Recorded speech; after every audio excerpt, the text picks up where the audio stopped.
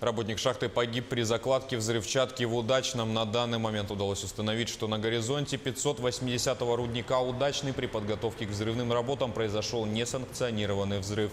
В результате происшествия пострадал один человек. К месту незамедлительно прибыли два отделения Якутской военизированной горно-спасательной части. На момент происшествия в шахте находилось 174 человека.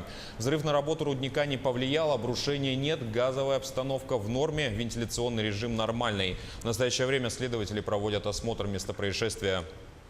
По данным следствия, взрыв произошел во время закладки взрывчатки. В это время погиб рабочий, который осуществлял эту работу. В настоящее время на месте происшествия работает следственно-оперативная группа.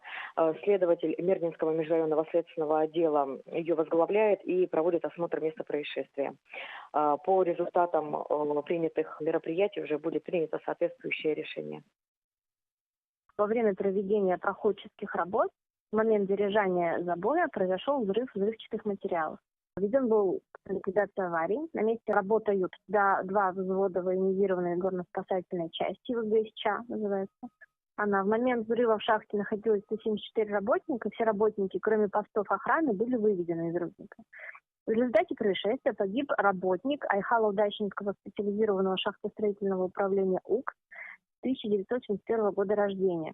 По предварительным данным, он получил травмы, несовместимые с жизнью.